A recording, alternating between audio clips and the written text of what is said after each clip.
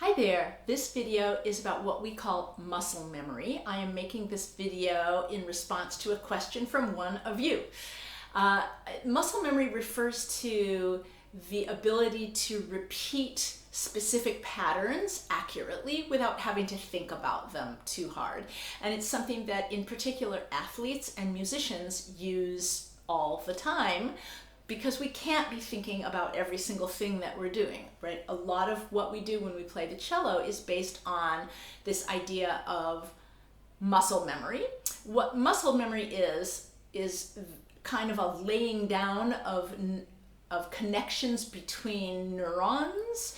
It's not, your muscles don't have a memory in them specifically, but your body and your nervous system learns to reproduce actions over and over again.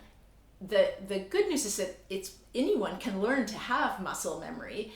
The maybe not so good news is that there's no shortcut. You have to do the repetitions over and over. I like to say you have to do things 1,000 times, which seems like a lot, but let's say that you play a pattern 10 times a day. In 100 days, which is about 3 months, maybe you will be able to do that really accurately.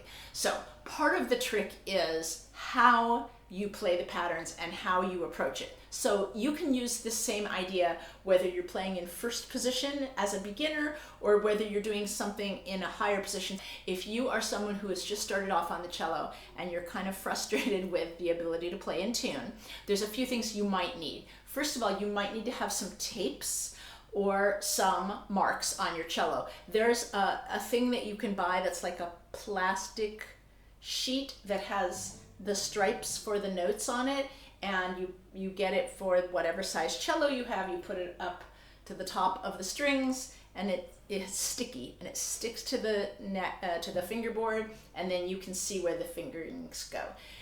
If you don't have that or you don't want to get that, and I understand that many people don't want that, you can put little marks on the side of your cello. So for instance, if you find your notes, you'll notice I check my fourth finger with my open string. Then you might do something like just carefully take a pencil and put that mark next to where your first finger goes, next to where maybe your fourth finger goes, on the side of the neck here, side of the fingerboard, so that when you look from your angle, you can see it. To make sure that your fingers are in the right place, because it's really hard to get them in the right place consistently. But what's important for you as a beginner is that you go over and over these passages without sliding around. So for instance, if you're someone that tends to do this,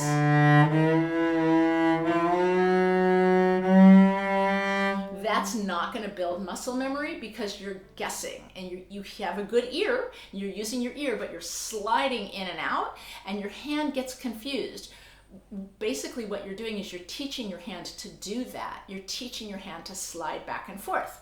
So if you feel that you've been playing out of tune as you repeat patterns, chances are you're teaching your hand to play out of tune. If you want to really get solid with that muscle memory of being able to play accurately all the time, unfortunately, you need to sit and do maybe kind of somewhat basic, slightly boring patterns a lot, and just devote a few minutes a day to doing that. So if you have other fun things you want to play, you can go play them, but have some dedicated time every day. One thing that you'll notice is I find my first note. That's not a muscle memory situation, because it depends, I don't know, just on everything. It depends on the height of your chair and how high your cello was, whether you're sitting up straight, and I don't know, maybe what shirt you're wearing. We want to find our first note. That's not a muscle memory thing. You have to always know where your first note is and check it out. Then you might find all your notes. Check my fourth finger with the open string. Okay, so there's my notes. I've got them. I work on my good position, and then I'm just going to practice whatever my exercises are.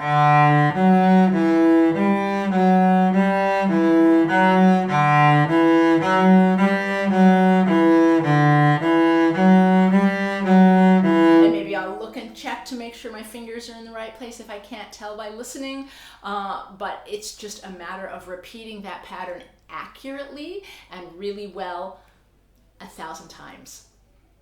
Give it a try and see if you can get a little bit better with knowing where your notes are.